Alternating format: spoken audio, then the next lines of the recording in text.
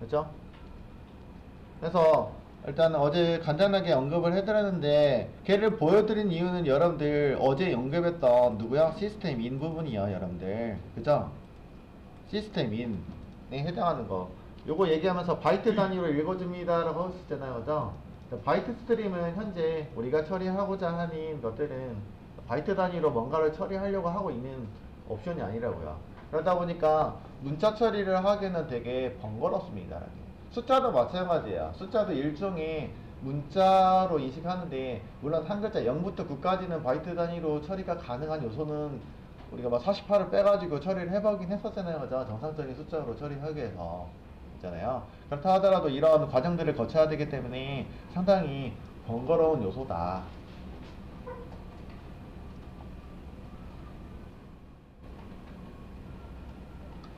결국에는 키보드에서 입력해가지고 저희가 사람이 이해할 수 있는 문자 단위로 처리하기에는 적합하지 않습니다. 라고 미리 얘기 드리면 그래서 불편하다. 그리고 이렇게 불편한 요소들을 좀 개선한 버전들이 있습니다. 대표적으로 뭐야? 우리가 가장 편하게 쓰는 게 이제 최근에 이제 자바 util에서 제공하고 있는 스캐너죠. 그죠? 개선한다는 거는 기본적으로는 문자도 바이트 스트림은 바이트 스트림을 확장해서 만들어 놓으면서 문자 데이터를 처리하는 거야. 물론 기본적으로 바이트 스트림을 이용해서 내부적으로 확장해서 문자 단위로 처리하는 로직들이 형성이 됐겠죠. 그죠?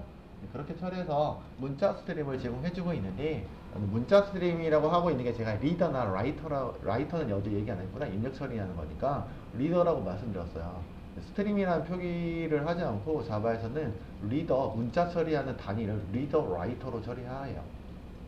근데 그거 이후에 또 탄생한 게 좀 그거 자체도 사용하는 법 자체가 조금 불편하다 보니까 좀 더 사용을 편리하게 할 수 있도록 나온 게 자바 util에서 제공하고 있는 스캐너다 정도로 보시면 돼요.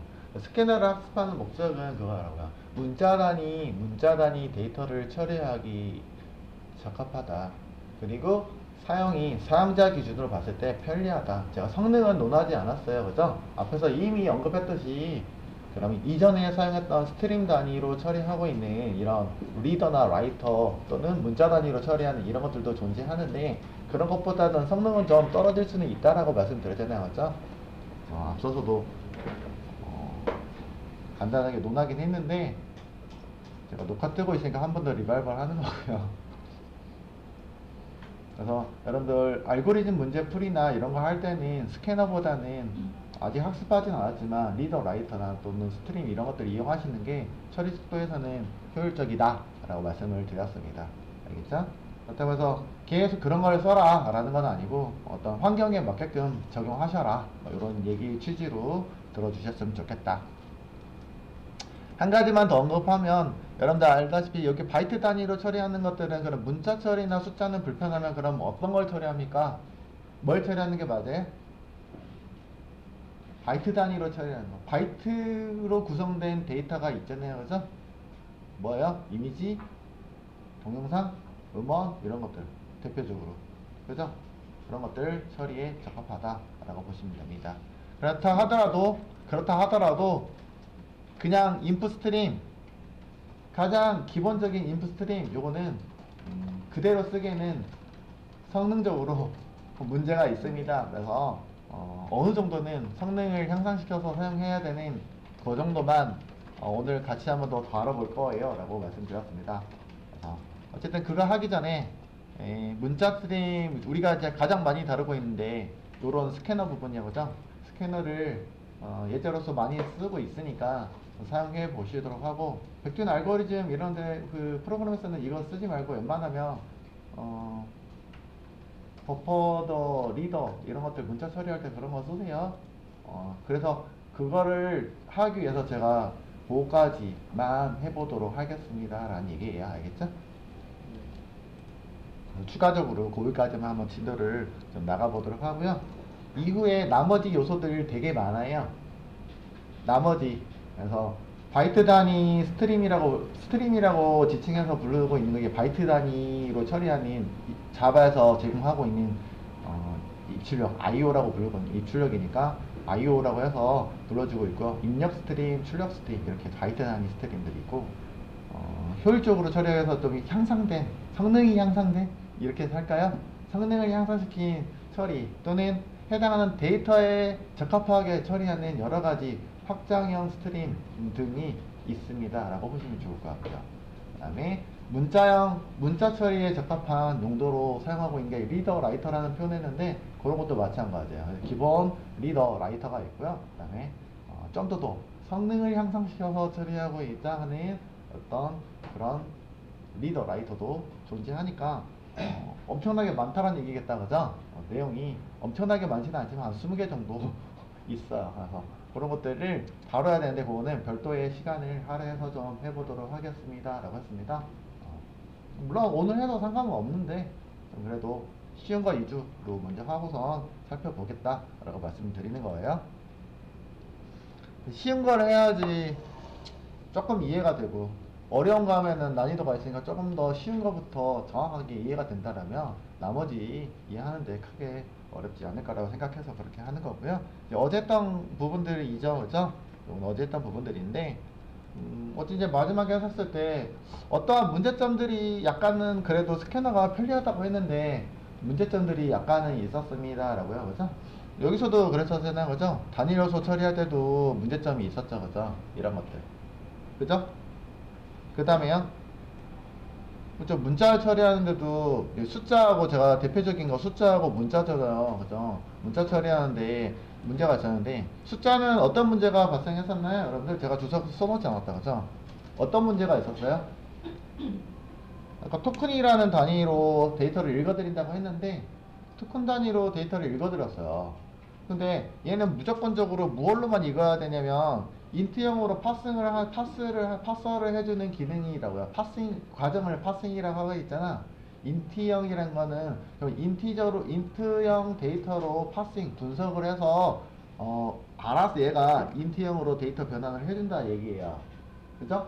근데 입력한 토큰이 문자로 들어온단 말이에요. 문자 데이터로 들어오잖아요, 그죠? 문자 데이터를 파서를 해야 되면 숫자로 파서를 해야 되면 해당하는 문자가 어떤 특징이 있어야 되냐면, 그죠? 문자란에 이렇게 구성이 무조건 뭘로만 돼야 돼요? 무조건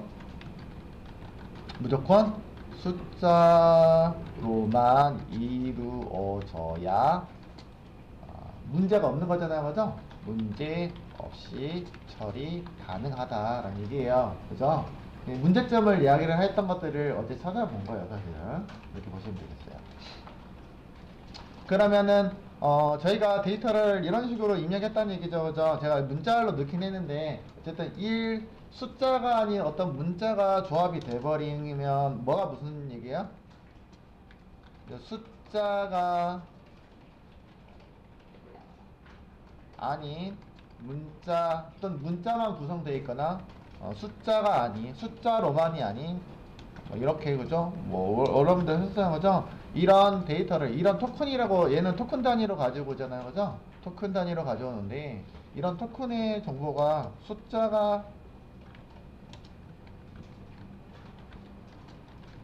토큰의 데이터라고 할까요? 데이터가 쪼개서 토큰은 여러 개를 한꺼번에 제가 공백이나 탭, 엔터 기준이라고 말씀드렸는데 토큰 단위에 들어있는 데이터가 숫자가 아니면 어떻게 해요? 숫자가 아닌 문자가 포함이 돼 있으면 문자라고 할까요? 일단은 바이트, 그죠? 문자가 포함이 돼 있다면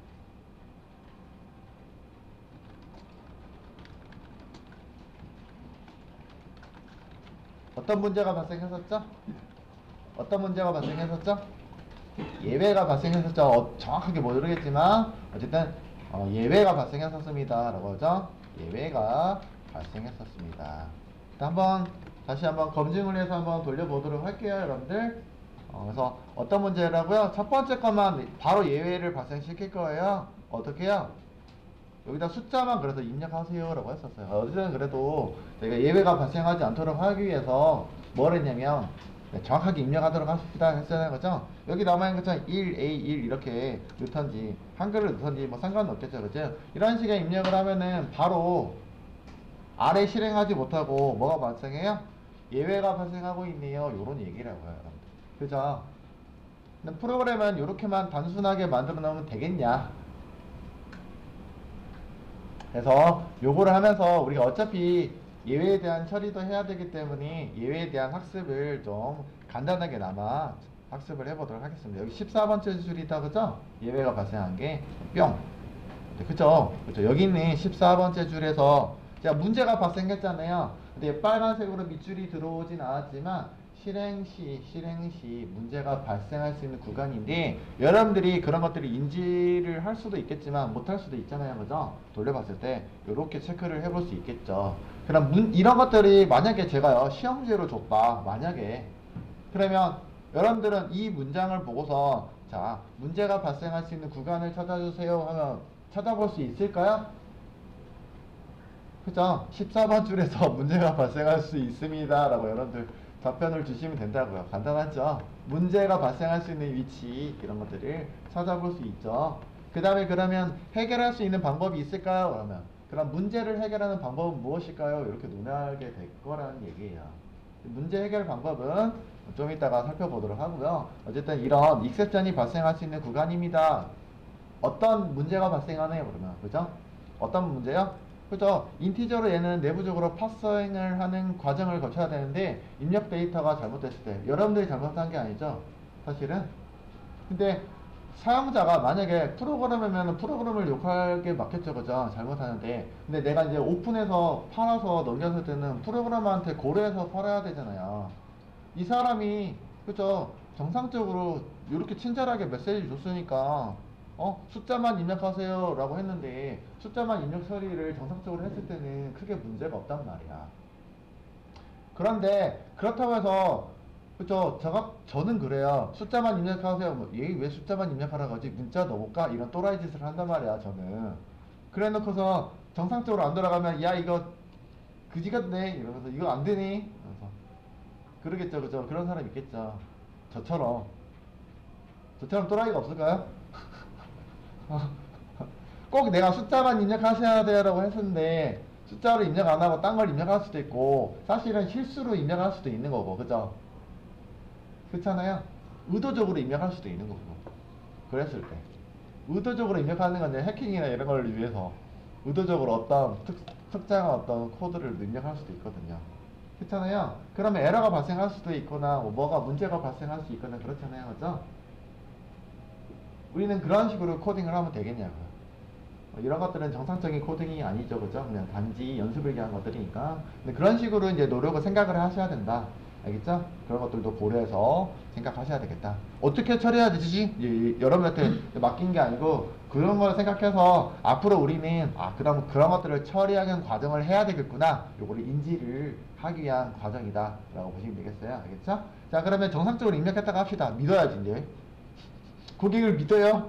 저는 고객님 믿습니다. 정상적으로 입력하기를. 그래서 넘어가죠. 그죠? 자, 넘어갔어요. 넘어갔죠? 그래서 111 입력해서 정상적으로 입력을 했단 말이야. 맞죠? 그 다음에 문자를 입력하세요. 그러니까 문자를 입력할 거야. 네. 그래서 해서 여기서 문제점은 뭐였죠? 여기에서 문제점? 두 번째 코드 넥스트로 입력 받으면 여러분들 문자를 입력 처리해 준다고 했습니다. 그죠? 해당하는 토큰 단위로 이렇게 되어 있긴 해요. 그죠? 아닌가요? 읽어볼까요? 해당하는 거를 읽어드리긴 한데 여기서는 이터레이터가 읽어준다고 하고 있다. 그죠? 지정된 넥스트는 어쨌든 지정된 바에는 나중에 우리가 이제 여기 아니구나. 여기죠? 여기서요 찾아가지고 리턴 find and return을 해준대요 라고 되어 있으니까 뭘 리턴 해주니? next complete token 이라고 되어 있는데 스캐너로부터 next 어쨌든 next complete token 그치? 토큰인데 토큰이 완성된 시점이라고 했으니까 토큰 단위로 읽어준다는 얘기겠다 그죠? 토큰 단위는 앞서서 얘기한 것처럼 어디까지만 읽어주는 특징이다?